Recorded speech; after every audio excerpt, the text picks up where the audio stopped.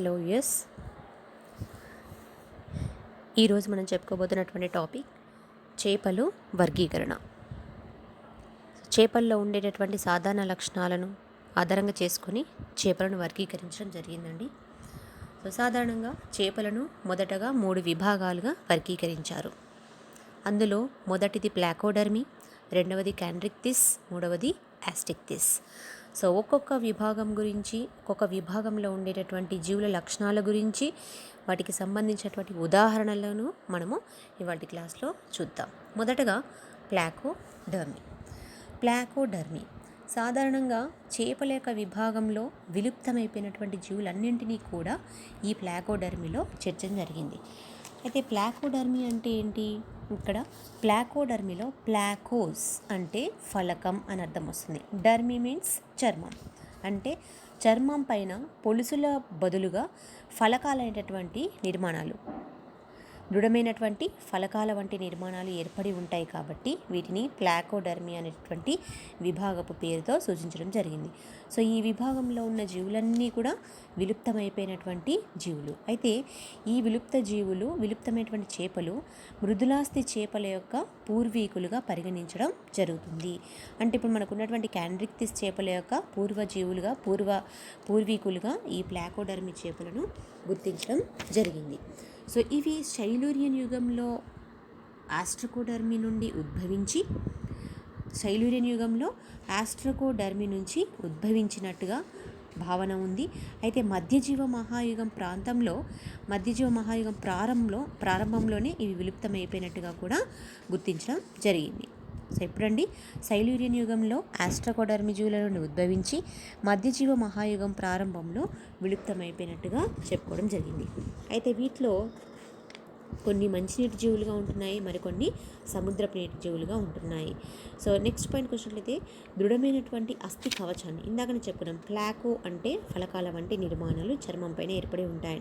So ఈ ఫలకాల వంటి నిర్మాణాలు దృఢమైనటువంటి అస్థి కవచంలాగా ఉపయోగపడతాయి. తలపైన ఉండేటటువంటి ఫలకాలుగా, మొండెం పైన ఉండేటటువంటి ఫలకాలుగా ఏర్పడి ఉంటాయి. అయితే దీంట్లో ఉండేటువంటి వాజాలు ద్వంద్వ రకానికి సంబంధించిన వాజాలు. నెక్స్ట్ చూసినట్లయితే కాంటిక పరికరానికి వీటిలో ఉండేటువంటి మొప్పలు చూసినట్లయితే మొప్పరంధ్రాలు అనేటువంటివి జతలుగా ఏర్పడి ఉండి ఆ జత మొప్పరంధ్రాలు అనేటివి కాంటిక పరికరానికి ముందు ఏర్పడి ఉంటాయి. ఆ ముందున్నటువంటి కాంటిక పరికరానికి ముందున్నటువంటి ఒక జత మొప్పలు మాత్రమే క్రియావంతంగా ఏర్పడి ఉంటాయి. మిగతావన్నీ కూడా అంటే దాదాపు ఉన్నతమైనటువంటి చేపల్లో క్రియారహితంగా ఏర్పడి ఉంటాయి, కానీ ఈ చేపల్లో మాత్రం క్రియావంతమైనవిగా ఏర్పడి ఉంటాయి, లేదా మిగతా వాటిలో కొన్ని మూసుకొని పోయి ఉంటాయి. ఇక్కడ కాంటిక పరికరానికి ముందున్నటువంటి జత మొప్పలు మాత్రమే క్రియాత్మకంగా ఏర్పడి ఉంటాయి. అయితే ఈ ప్లాకోడర్మీ జీవులకు బెస్ట్ ఎగ్జాంపుల్ చెప్పుకున్నట్లయితే బోత్రియోలెపిస్ అండ్ డంకెలాస్టియస్ అనేటువంటి జీవులను మనము చెప్పుకోవచ్చు. బోత్రియోలెపిస్ అండ్ డంకెలాస్టియస్. ఇక రెండవ విభాగంకి వచ్చినట్లయితే క్యాండ్రిక్తిస్. సో ఇందులో మృదులాస్థి చేపలను చేర్చడం జరిగింది.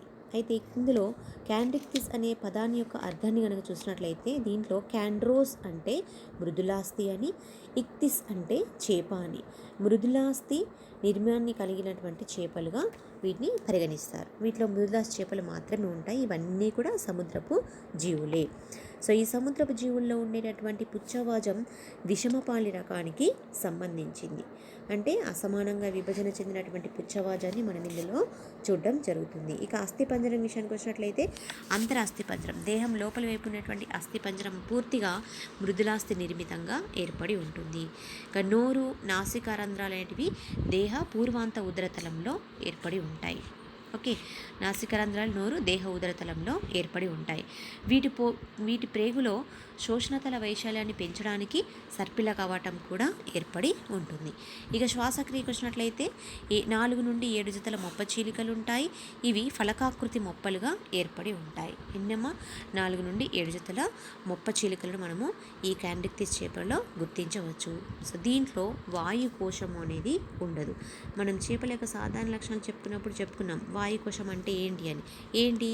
అంతర ఆహార నాళం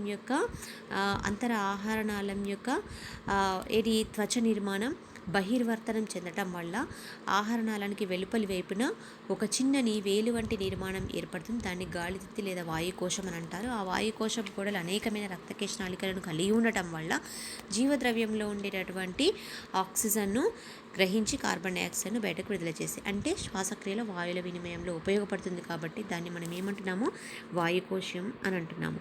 సో అలాంటి వాయుకోశం ఈ క్యాండిక్తిస్ చేపలలో ఉండదు. మరికొన్ని లక్షణాలు చూసినట్లయితే వీటిలో మగజీవుల్లో శ్రోణివాజాలకు సంపర్క దండాలు అనేటువంటివి ఉండడం మనం గమనించవచ్చు. అంటే క్యాండిక్తిస్ చేపల్లో ఉండేటువంటి మగజీవుల్లో లైంగిక విరూపకత చూపించేటటువంటి మగజీవుల్లో శ్రోణివాజాలకు సంపర్క దండాలు ఉంటాయి. ఫలదీకరణ పూర్తిగా అంతఃఫలదీకరణగా జరుగుతుంది. ఏకలింగ జీవులు కాబట్టి అంతఃఫలదీకరణ జరుగుతుంది.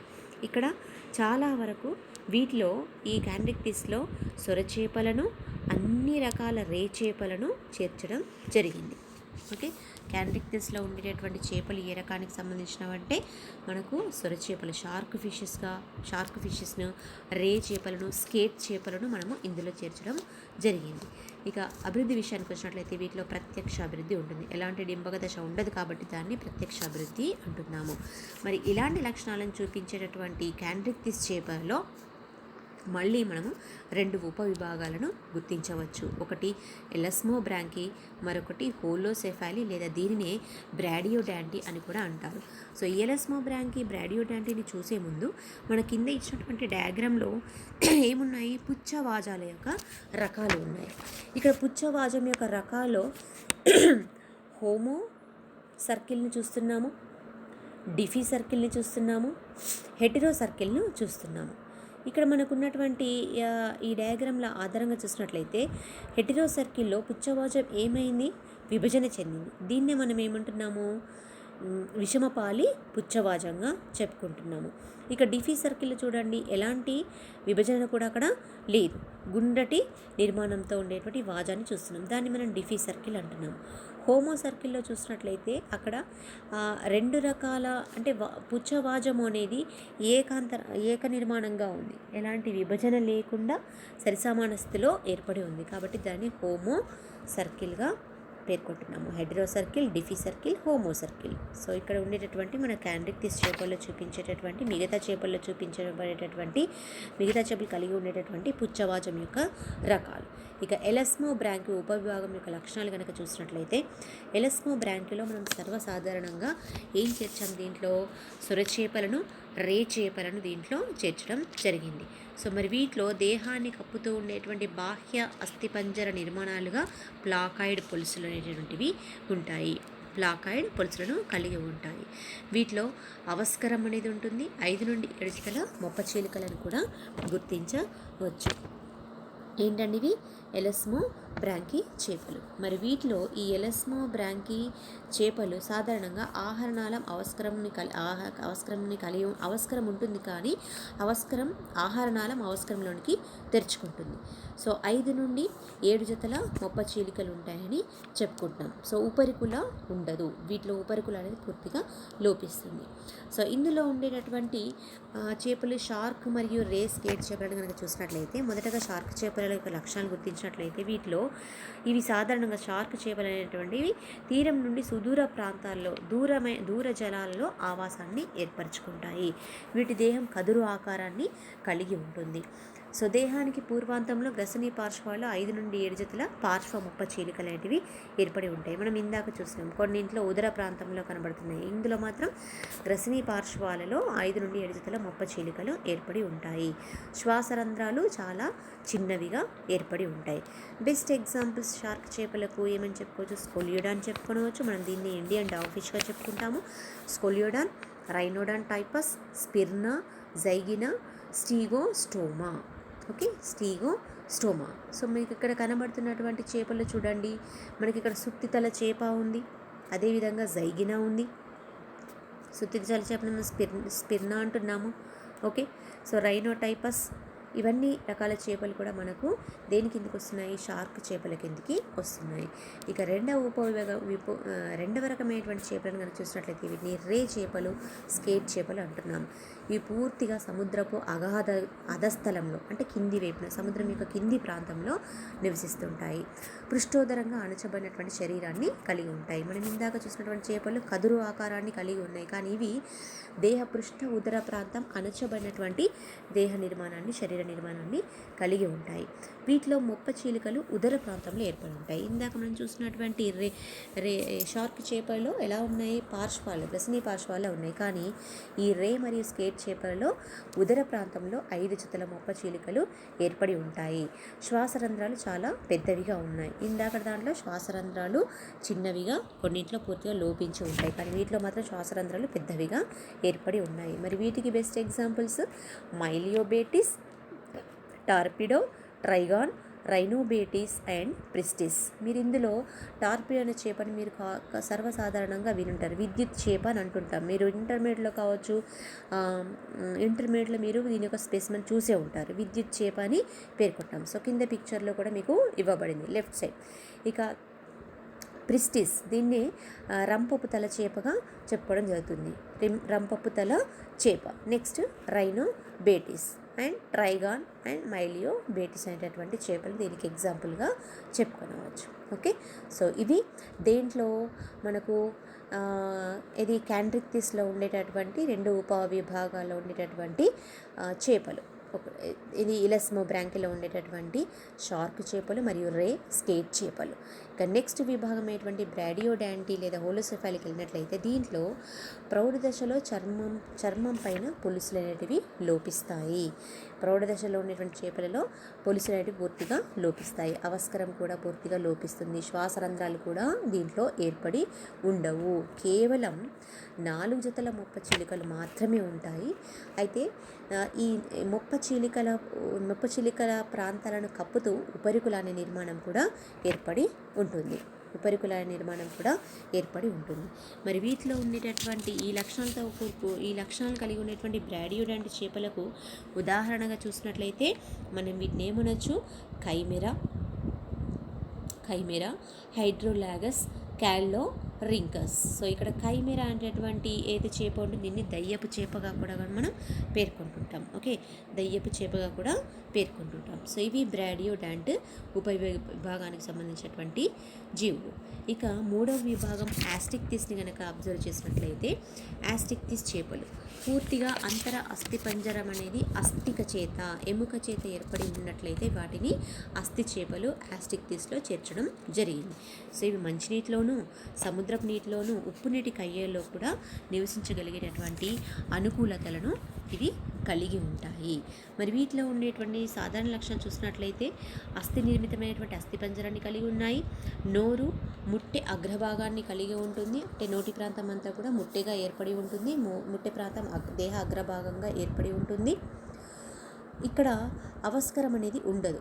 అయితే ఈ అవస్కరం అనేది యాస్టిక్తిస్లో ఉండేటువంటి కొన్ని ఊపిరితిత్తు చేపలు ఉంటాయి. ఆ ఊపిరితిత్తు చేపల్లో మాత్రమే అవస్కరం ఉంటుంది, కానీ మిగతా ఏ యాస్టిక్తిస్ చేపల్లో కూడా అవస్కరం అనేది ఉండదు. సో ఇక్కడ 4 జతల తంతురూప మొప్పలు ఉంటాయి. ఈ మొప్పలను కప్పుతూ ఉపరికులైనటువంటి నిర్మాణం కూడా ఏర్పడి ఉంటుంది. సో యాస్టిక్తిస్ చేపలు 4 జతల తంతురూప మొప్పలు మాత్రమే ఉంటాయి, వాటిని కప్పుతూ ఉపరికులను మాత్రం ఉంటుంది. వాయుకోశం అనేది ఏర్పడి ఉంటుంది. మనం ఇందాకనే చెప్పుకున్నాం వాయుకోశం ఏం చేస్తుంది, వాయుకోశం ఎలా ఏర్పడుతుంది అనేటువంటి విషయం.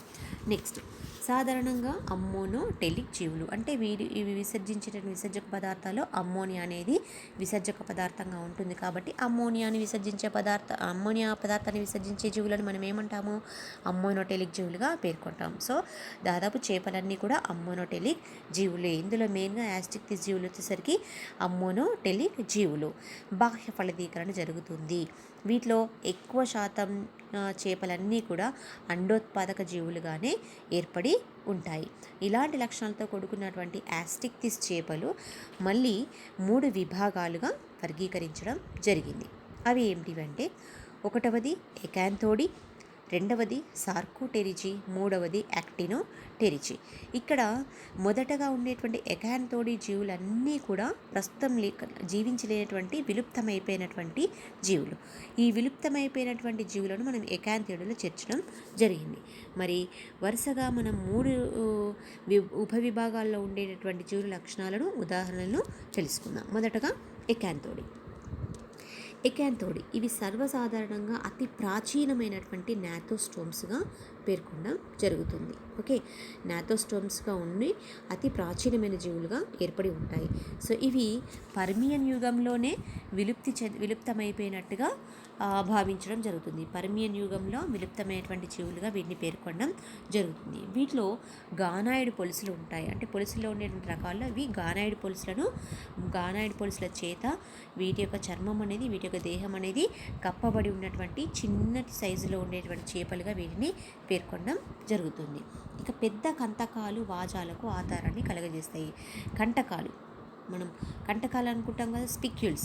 ఈ స్పిక్యూల్స్ స్పైన్స్ అయినటువంటి నిర్మాణాలు వాటి యొక్క వాజాలకు ఆధారాన్ని కలగజేసేటటువంటి నిర్మాణాలుగా ఏర్పడి ఉంటాయి. అయితే ఇందులో ఈ ఎకాంతస్ అంటే ఎకాంతోడి అనే పేరును చూస్తున్నాం కదా, దీంట్లో ఎకాంతస్ అంటే ఏంటంటే కంటకం అని అర్థం వస్తుంది. అంటే కంటకం లాంటి నిర్మాణాలు కలిగి ఉండి అవి వాజాలకు ఊతాన్నిస్తూ ఆధారాన్ని కలగజేస్తూ ఉంటాయి. కాబట్టి వీటికి ఎకాంతోడి అనే పేరు వచ్చినట్టుగా పేర్కొనవచ్చు. అయితే వీటిలో జతలుగా ఉండే పార్శ్వవాజాలు అనేటువంటివి ఒక వరుస క్రమంలో ఏర్పడి ఉంటాయి. మీ కింద డయాగ్రామ్ చూసినట్లయితే మనకిందులో ఒక క్లైమాషియస్ అనేటువంటి జీవిని మనము అబ్జర్వ్ చేయొచ్చు. ఈ జీవి యొక్క దేహ ఉదరతలాన్ని చూసినట్లయితే మీకు అక్కడ ఏం కనబడుతున్నాయి? జతలుగా ఉంటూ ఒక వరుస క్రమంలో వాటి యొక్క సైజు ప్రకారం ఆ వరుస క్రమంలో ఏర్పడి ఉండేటువంటి వాజాలను మనం ఇందులో గుర్తించవచ్చు. ఇక తోక విషయానికి వచ్చినట్లయితే విషమపాళి అంటే అసమానంగా విభజించమైనటువంటి పుచ్చవాజం అనేది ఈ జీవులో మనకు కనబడుతుంది. ఓకే, మరి దీనికి బెస్ట్ ఎగ్జాంపుల్ వచ్చేసి క్లైమాషియస్ అనే జీవిని చేపని చెప్పుకోవచ్చు, మరియు డిప్లోకాంథస్ చేపని కూడా మనం ఇక్కడ చెప్పుకోవచ్చు. ఇవి ఎకాంతోడి జీవుల్లో ఉండేటటువంటి కొన్ని లక్షణాలు. ఇక నెక్స్ట్ మరొక విభాగం ఏంటి? సార్కోటెరిజీ ఉపవిభాగాన్ని చూసినట్లయితే దీంట్లో ఏముంటుంది మనకు అంటే యాస్టిక్టిస్లోనే మనం ఎకాంతోడిని చూస్తున్నాము, సార్కోటెరిజీని ఇప్పుడు చూస్తున్నాం. సార్కోటెరిజీలో లంబికమైనటువంటి వాజాలు ఉంటాయి. లంబికా వాజాలను కలిగి ఉంటుంది. అంటే సార్కోస్ అంటే ఏంటి? ఇక్కడ మాంసయుత అని అర్థం వస్తుంది. టెరిక్స్ అంటే వాజము. మరి ఇక్కడ సార్కోటెరిజీ అనే పేరును ఈ చేపలకు ఎందుకు పేర్కొనడం జరిగింది అంటే, ఈ ఉపవిభాగానికి ఎందుకు ఆ పేరు పేర్కొనడం జరిగింది అంటే, వీటిలో ఈ చేపల్లో ఉండేటటువంటి వాజాలన్నీ కూడా మాంసాయుత నిర్మాణాలుగా ఏర్పడి ఉంటాయి. అంటే ద్వంద్వ వాజాలలో మాంసాయుత లంబికలు అనేటువంటివి ఏర్పడి ఉంటాయి. కాబట్టి వీటిని సార్కోటెరిజీ అనే పేరుతో పరిగణించడం జరుగుతుంది. ఇందులో వాజలన్నీ కూడా అతుకులను కలిగి ఉంటాయి. కండరాలతో చతుష్పాదుల గమనాంగాలను పోలి ఉంటాయి. సో కండర నిర్మితం అంటే మాంసయుతమైన నిర్మాణాన్ని కలిగి ఉండి చతుష్పాదుల్లో టెట్రాపోడ్స్లో ఉండేటటువంటి గమనాంగాలను పోలి ఉంటాయన్నమాట. సో ఇక పుచ్చవాజానికి వచ్చినట్లయితే సమవిభక్త పుచ్చవాజం ఉంటుంది. సరిసమానంగా విభజించమైనటువంటి పుచ్చవాజం అనేది ఉంటుంది. ప్లస్ పేగులో సర్పిల కవాటాన్ని కూడా కలిగి ఉంటాయి. పేగులో సర్పిల కవాటాన్ని కలిగి ఉంటాయి. వీటిలో అంతరనాసిక రంధ్రాలు ఉంటాయి. ఓకే, సో వీటిలో అంతరనాసిక రంధ్రాలు ఏర్పడి ఉంటాయి. సో అంతరనాసిక రంధ్రాలు ఏర్పడి ఉంటాయి కాబట్టి వీటిని కొయనిక్తిస్ జీవులుగా పరిగణిస్తారు. ఓకే, అంతరనాసిక రంధ్రాన్ని కలిగి ఉంటాయి కాబట్టి వీటిని కొయనిక్తిస్ జీవులుగా పరిగణించడం జరుగుతుంది. ఇక బెస్ట్ వీటిలో క్రమాలను కనుక మనం అబ్జర్వ్ చేసినట్లయితే సార్కోటెరిజీ తిరిగి మళ్ళీ 2 క్రమాలుగా వర్గీకరించబడింది. ఒకటి క్రాసోప్టెరిజీ, మరొకటి డిప్నాయ్ చేపలు. మరి ఈ క్రాసోప్టెరిజీ, డిప్నాయ్ చేపల యొక్క లక్షణాలు కనుక మనం అబ్జర్వ్ చేసినట్లయితే ముందుగా క్రాసోప్టెరిజీని చూద్దాము. క్రాసోప్టెరిజీలో రెపిడిస్టియన్లను, సీలోకాంత్ చేపలను చేర్చడం జరిగింది. సో ఈ దీనిలో రెపిడిస్టియన్స్లో కనుక చూసినట్లయితే వీటిలో ఆస్ట్రియోలెపిస్, యుస్తెనోప్టెరా అనేటువంటి జీవులను చేర్చడం జరిగింది. సీలోకాంత్ చేపలను కూడా దీంట్లో చేర్చడం జరిగింది. దీంట్లో అంతర్నాసిక రంధ్రాలు అనేటివి రెపిడిస్టియన్లో మాత్రమే ఉంటాయి, సీలోకాంత్ చేపల్లో లోపిస్తాయి. మనం ఇందాక అనుకున్నాం అంతర్నాసిక రంధ్రాలు అనేటువంటివి కలిగి ఉంటాయి కాబట్టి వీటిని కొయినిక్తిస్ జీవులు అన్నాము. కానీ ఇక్కడ క్రాసోప్టెరిజీ క్రమంలో ఉండేటువంటి జీవుల్లో రెపిడిస్టియన్స్ మాత్రమే అంతర్నాసిక రంధ్రాలను కలిగి ఉంటాయి. ఈ అంతర్నాసిక రంధ్రాలు సీలోకాంత చేపలు పూర్తిగా లోపిస్తాయి. మరి వీటిలో ఉండేటటువంటి దేహానికి బాహ్యాస్థి పంజరాలుగా తోడ్పడే పొలుసుల రకాన్ని చూసినట్లయితే అవి కాస్మాయిడ్ రకానికి సంబంధించిన పొలుసులుగా ఉంటాయి. ఇక మధ్యస్థ వాజాలు విడివిడిగా ఏర్పడి ఉంటాయి.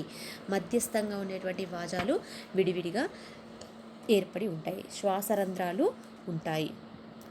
వాయుకోశం అనేది క్షీణించి జలస్థితికంగా పనిచేస్తుంది. సో ఇక్కడ శ్వాసరంధ్రాలు అనేటివి ఏర్పడి ఉండి వాయుకోశం అనేది జలస్థితిక అంగంగా ఏర్పడి ఉంటుంది. అంటే వాయుకోశం అనేది సర్వసాధారణంగా వాయువుల వినిమయం తోడ్పడాలి, కానీ ఇక్కడ జలస్థితిక అంగంగా ఉపయోగపడడం జరుగుతుంది ఇందులో క్రాసోప్టెరిజీలో. సో ఇక్కడ డివోనియన్ కాలంలో ఈ జీవులు ఉద్భవించినట్టుగా భావనలు మనకు వినిపిస్తున్నాయి. డివోనియన్ కాలంలో ఇవి ఉద్భవించి క్రిటేషియన్ యుగంలో విలుప్తం చెందాయని భావించడం జరుగుతుంది. అయితే ప్రస్తుతం ఒకే ఒక సీలోకాంత్ ప్రజాతి జీవించి ఉంది. సో దానిని మనం ఏమంటామంటే లాటిమేరియా చాలుమ్నే అనే జీవిగా చెప్పుకుంటాం. ఇది ఇక్కడ 1938లో దక్షిణాఫ్రికా తూర్పు తీరంలో ఒక సజీవ లాటిమేరియా చేపను గుర్తించడం జరిగింది. సో ఇది సాధారణంగా ఉక్కు నీలి రంగులో ఉండి 1.5 మీటర్ల పొడవును కలిగి ఉంది. సో ఇలాంటి లక్షణాలతో ఉండేటటువంటి ఈ జీవి 3 లంబికలున్న సమవిభక్త పుచ్చవాజాన్ని కలిగి ఉంది. మీకు ఇక్కడ బ్లూ కలర్లో కనిపిస్తున్నటువంటి చేప ఉందండి, అదే లాటిమేరియా చాలుమ్న అనేటటువంటి ప్రస్తుతం జీవించి ఉన్నటువంటి ఒకే ఒక జీవి. ఒకే ఒక సీలోకాంత్ జీవి. సో ఇక్కడ కనుగొనడం జరిగిందండి. దక్షిణాఫ్రికా తూర్పు తీరంలో 1938వ సంవత్సరంలో దీనిని గుర్తించడం జరిగింది. దీని యొక్క ప్రత్యేక లక్షణాలు ఏంటి? ఇది ఉక్కు నీలి వర్ణాన్ని కలిగి ఉండి స్టీల్ బ్లూ అంటాం దీన్ని. స్టీల్ బ్లూ వర్ణాన్ని కలిగి ఉండి 1.5 మీటర్ల పొడవును కలిగి ఉండి 3 లంబికలున్న సమవిభక్త పుచ్చవాజాన్ని కలిగి ఉంటుంది. ఇది శిశోత్పాదక జీవి. ఇది శిశోత్పాదక జీవి. సో ఇది జురాసిక్ యుగం నుంచి అతి కొద్ది పరిణామ మార్పులతో, అంటే జురాసిక్ కాలం నుండి కూడా కొన్ని మార్పులతో పరిణామ క్రమంలో అంటే అభివృద్ధి చెందుతున్నటువంటి మార్పులతో ప్రస్తుత కాలం వరకు కూడా జీవించి ఉంది. కాబట్టి దీన్ని సజీవ శిలాజంగా చెప్పుకోవడం జరుగుతుంది. దీన్ని సజీవ శిలాజంగా పేర్కొనడం జరుగుతుంది. సో దీన్నే లాటిమేరియా చాలుమ్నే అని అంటారు. మరొక జాతి లాటిమేరియే మెనిడోఎన్సిస్ అనేటటువంటి జీవిని కూడా చెప్పుకోవడం జరుగుతుంది. సో ఇది క్రాసోప్టెరిజ్లో ఉండేటటువంటి సీలోకాంత్ చేపలు. ఇక నెక్స్ట్ క్రమాన్ని చూసినట్లయితే డిప్నాయ్ చేపలు. వీటినే సింపుల్గా ఊపిరితిత్తు చేపలు అంటాం. వీటిలో వాయుకోశం అనేది మనం ఇందాక చెప్పుకున్నాము, 2-3 సార్లు మనకు టాపిక్ వచ్చింది వాయుకోశం కదా.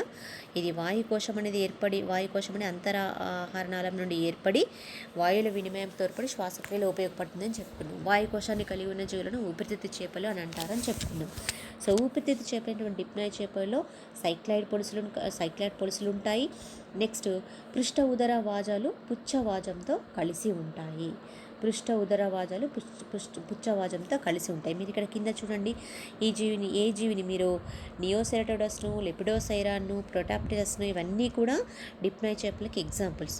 మీరు ఇక్కడ ప్రతి చేపను అబ్జర్వ్ చేసినట్లయితే మీకు పృష్ఠవాజం, పుచ్చవాజం, ఉదరవాజం అన్నీ కూడా కంప్లీట్గా కలిసిపోయినట్టుగా కనబడుతున్నాయి కదా. పుష్టవాజము, తోక ప్రాంతంలో ఉన్న పుచ్చవాజము, ఉదర ప్రాంతంలో ఉండేటువంటి ఉదరవాజం అన్నీ కూడా పూర్తిగా కలిసిపోయినట్టుగా మనకు కనబడుతున్నాయి. ఇక శ్వాస రంధ్రాలు అంటే వీటిలో పూర్తిగా లోపిస్తాయి. అంతర్నాసిక రంధ్రాలు ఉంటాయి. వాయుకోశం 1 లేదా 2 ఊపిరితిత్తుల వంటి నిర్మాణంగా ఏర్పడి ఉంటుంది. కేవలం 3 ప్రజాతులు మాత్రమే ఉన్నాయి. ఈ 3 ప్రజాతులు కూడా విచ్ఛిన్న విస్తరణ చూపేటటువంటి జీవులుగా మనము చెప్పుకొనవచ్చు. సో ఈ డిప్నాయ్ చేపల్లో ఉండేటటువంటి జీవులు అనేటువంటివి విచ్ఛిన్న విస్తరణ జీవులుగా ఏర్పడి ఉంటాయి. ఇవి ఉభయచరాల యొక్క వంశకర్తలైన ఆస్టియోలెపిడ్లతో చాలా దగ్గర సంబంధాన్ని కలిగి ఉంటాయన్న భావన కూడా ఉందండి. అందుకే వీటిని ఏమంటారంటే ఉభయచరాల మేనమామలుగా పేర్కొంటారు. వీటిని uncles of the amphibians. Okay, uncles of the amphibians, ఉభయచరాల మేనమామలుగా కూడా పేర్కొంటారు అనేటువంటి విషయాన్ని మనకు రోమర్ అనే శాస్త్రవేత్త అభివర్ణించడం జరిగింది. ఎందుకు? ఉభయచరాల యొక్క ఉభయచరాల యొక్క పూర్వీకులైనటువంటి ఆస్టియోలెపిడ్స్తో సంబంధాన్ని కలిగి ఉంటున్నాయి కాబట్టి వీటిని ఉభయచరాల యొక్క మేనమామలుగా చెప్పుకోవడం జరిగింది. అయితే దీంట్లో కేవలం 3 ప్రజాతులు ప్రస్తుతం సజీవంగా ఉండడం గుర్తించడం జరిగింది. ఆ 3 ఏమిటివంటే నియోసెరటోడస్, ఇది ఆస్ట్రేలియాలో మాత్రమే ఉందండి. ఆస్ట్రేలియాలో ఉండేటటువంటి ఊపిరితిత్తు చేపను నియోసెరటోడస్ అంటున్నాము. ఆఫ్రికాలో ఉండేటటువంటి ఊపిరితిత్తు చేపను ప్రొటాప్టెరస్ అంటున్నాము. దక్షిణ అమెరికాలో ఉండేటటువంటి ఊపిరితిత్తు చేపను లెపిడోసైరన్ అని అంటున్నాము. ఈ కింద వచ్చినటువంటి 3 డయాగ్రామ్స్లో కూడా మీకు మొదట ఉన్నది ఎవరండి? లెపిడోసైరన్, ఆస్ట్రేలియన్ లంగ్ ఫిష్. నియోసెరటోడస్ ఎవరు? ఈ నియోసెరటోడస్ అనేది ఆస్ట్రేలియన్ లంగ్ ఫిష్. అదేవిధంగా లెపిడోసైరన్ అనేది దక్షిణ అమెరికా యొక్క లంగ్ ఫిష్. ప్రొటాప్టెరస్ అనేది ఆఫ్రికన్ యొక్క లంగ్ ఫిష్గా మనము చెప్పుకుంటాం. ఇవి డిప్నాయ్కి సంబంధించినటువంటి చేపలు. ఇక నెక్స్ట్ యాక్టినోటెరిజీ ఒక లక్షణాలు కనుక చూసినట్లయితే ఇక్కడ హెడ్డింగ్ మిస్ అయిపోయిందండి. యాక్టినోటెరిజీ లక్షణాలు చూసినట్లయితే వీటిలో కిరణవాజ మత్స్యాలుగా పేర్కొంటాం. అయితే ద్వంద్వవాజాలలో మాంసాయుత తమ్మె లోపించి ఉంటుంది. వీటిలో మాంసాయుతమైనటువంటి లంబికలతో కొన్నటువంటి వాజాలు లోపించి ఉంటాయి. అంతఃచర్మ వాజ కిరణాలు ఏర్పడతాయి. అంతఃచర్మం నుండి ఏర్పడేటువంటి వాజ కిరణాలు అనేటువంటివి మాత్రమే ఏర్పడి ఉంటాయి. ఇక పుచ్చవాజం అనేది సాధారణంగా సమపాలి రకానికి సంబంధించిన పుచ్చవాజం అనేది ఉంటుంది. అంతర్నాసికరంధ్రాలు పూర్తిగా లోపిస్తాయి. ఓకే, కిరణవాజ మత్స్యాలను పేర్కొంటారు. ఎందుకు అంటే వీటి యొక్క వాజాలలో అంతఃచర్మం ఏర్పడినటువంటి కిరణ నిర్మిత నిర్మాణాలు ఉంటాయి. మాంసాయుత తమ్మెలు పూర్తిగా లోపిస్తాయి. సమపాలి రకానికి సంబంధించిన పుచ్చవాజం ఉంటుంది. అంతర్నాసికరంధ్రాలు పూర్తిగా లోపిస్తాయి. అయితే ఈ యాక్టినోటెరిజీ అనేటువంటి ఉపవిభాగాన్ని తిరిగి మళ్ళీ 3 నిమ్న విభాగాలుగా వర్గీకరించడం జరిగింది. 1 క్యాండ్రాస్టీ, 2 హోలాస్టీ, 3 టీలియాస్టీ. 1 by 1 వరుసగా మనము వీటిని అబ్జర్వ్ చేద్దాం. మొదటగా క్యాండ్రాస్టీ. ఇవి చాలా ఆదిమమైనటువంటి కిరణవాజ మత్స్యాలుగా వీటిని పేర్కొనడం జరుగుతుంది. ఇవి మంచినీటి చేపలు, మంచినీటిలో మాత్రమే నివసిస్తాయి. అస్థిపంజరం ఎక్కువగా మృదులాస్థి నిర్మితంగా ఉంటుంది. గానాయిడ్ పొలుసులను కలిగి ఉంటాయి. విషమపాలి పుచ్చవాజాన్ని కలిగి ఉంటాయి. ఓకే, విషమపాలి పుచ్చవాజాన్ని కలిగి ఉంటాయి. పెద్దటి నోరు ఉంటుంది. పేగులో సర్పిల కవాటం కూడా ఉంటుంది. శ్వాసరంధ్రాలు ఉంటాయి. వాయుకోశం గ్రసనితో సంబంధం కలిగి ఉంటుంది. అంటే గ్రసని ప్రాంతంతో వాయుకోశం సంబంధాన్ని కలిగి ఉండి అది ఊపిరితిత్తుగా పనిచేస్తుంది. ఇవి క్యాండ్రాస్టిక్ సంబంధించినటువంటి జీవులు. క్యాండ్రాస్టీ అంటే వాటి యొక్క అస్థిపంజరం అనేది మృదులాస్థి నిర్మితంగా ఉంటుంది. దేహం పైన ఉండేటువంటి పొలుసులు గానాయిడ్ పొలుసు రకానికి సంబంధించినవి. పుచ్చవాజమేమో విషమపాలి పుచ్చవాజంగా ఉంటుంది. పెద్దటి నోటిని కలిగి ఉంటుంది. పేగులో శోషణతల వైశాల్యాన్ని పెంచడానికి సర్పిల కవాటం ఉంటుంది. అదేవిధంగా శ్వాసరంధ్రాన్ని కూడా కలిగి ఉంటుంది. వాయుకోశం అనేది గ్రసని ప్రాంతంతో సంబంధాన్ని కలిగి ఉండి ఊపిరితిత్తుగా పనిచేస్తుంది. సో మీరు ఇక్కడ చూస్తున్నది ఎగ్జాంపుల్స్. పాలిప్టెరిస్, దీన్ని బిచిర్ అనేటువంటి పేరుతో కూడా పేర్కొంటారు. ఎసిపెన్సర్, స్టర్జియస్ అనేటటువంటి చేపగా కూడా దీన్ని పేర్కొంటారు. సో ఇక్కడ వచ్చినటువంటి డయాగ్రామ్లో మీరు ఇక్కడ ఉన్నటువంటి పాలిప్టెరిస్, ఎసిపెన్స్ అనేటువంటి జీవులను మీరు అబ్జర్వ్ చేయవచ్చు. ఓకే, సో ఇవి క్యాండ్రాస్టిక్ సంబంధించినటువంటి చేపలు. నెక్స్ట్ హోలాస్టీ చేపలు. ఇక్కడ మధ్యస్థ వాజ కిరణాలను కలిగి ఉండేటువంటి చేపలను దీంట్లో చేర్చడం జరిగింది. మధ్యస్థ వాజ కిరణాలు కలిగినటువంటి జీవులను దీంట్లో చేర్చడం జరిగింది. ఇవి కూడా మంచినీటి చేపలే.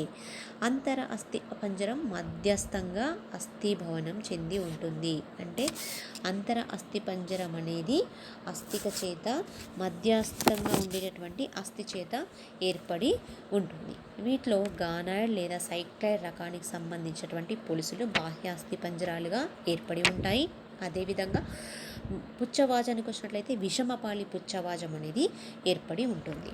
ఓకే, విషమపాలి పుచ్చవాజాన్ని కలిగి ఉంటాయి. సో నోరు క్యాండ్రాస్టి జీవుల్లో కంటే కూడా, క్యాండ్రాస్ చేపల కంటే కూడా చిన్నదిగా ఉండి పేగులో అవశేష సర్పిల కవాటం అనేది ఉంటుంది. అంటే ఎలాంటి క్రియ నిర్వర్తించినటువంటి సర్పిల కవాటాన్ని కలిగి ఉంటాయి. శ్వాసరంధ్రాలు పూర్తిగా లోపిస్తాయి. వీటిలో శ్వాసరంధ్రాలు పూర్తిగా లోపిస్తాయి. వాయుకోశం అనేది జలస్థితిక అంగంగా, దీంట్లో కూడా క్యాండ్రాస్టి మాదిరిగానే దీంట్లో కూడా వాయుకోశం జలస్థితిక అంగంగా పనిచేస్తుంది.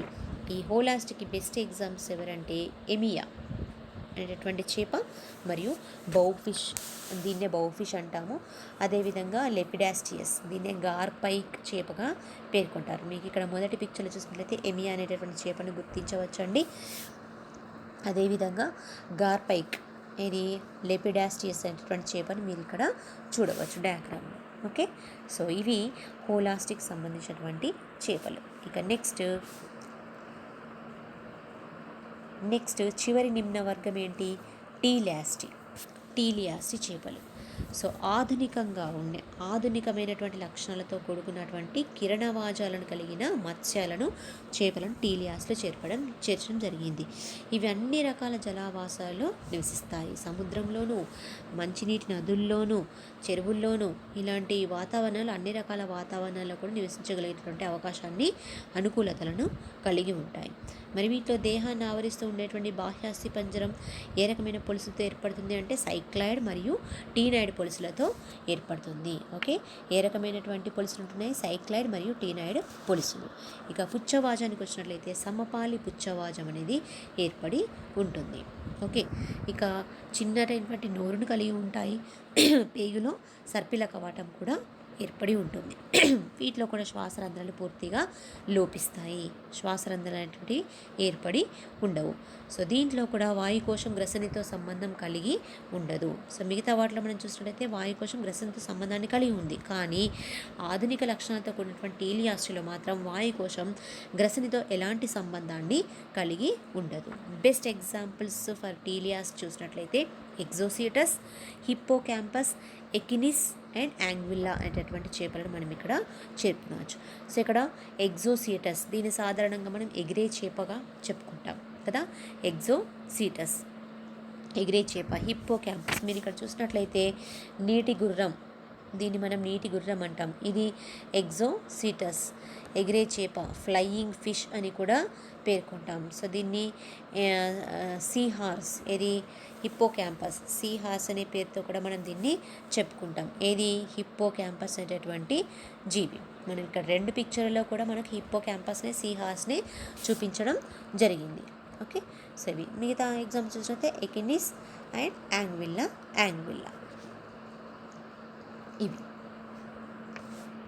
ఇవన్నీ కూడా దేనికి ఎగ్జాంపుల్గా చెప్పుకోవడం మనం? టీలియాస్టి చేపలకు.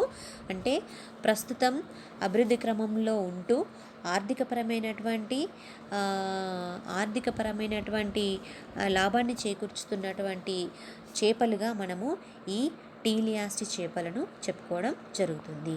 ఇదండి ఇవాల్టి క్లాస్లో ఉన్నటువంటి చేపల యొక్క వర్గీకరణ. ఆ వర్గీకరణ ప్రకారంగా ఉండేటటువంటి 3 విభాగ జీవుల్లో ఉండేటటువంటి, అంటే ఇది ప్లాకోడర్మీ, 3 విభాగాలుగా విభజించబడినటువంటి ప్లాకోడర్మీ, క్యాండిక్టిస్, ఆస్టిక్టిస్లలో ఉండేటటువంటి వివిధ రకాల చేపల యొక్క ముఖ్యమైనటువంటి లక్షణాలు మరియు వాటికి ముఖ్య లక్షణాలను ప్రదర్శించేటటువంటి ముఖ్యమైనటువంటి ఉదాహరణలు. సో మరొక క్లాస్లో మరొక టాపిక్తో కలుద్దాం. Thank you.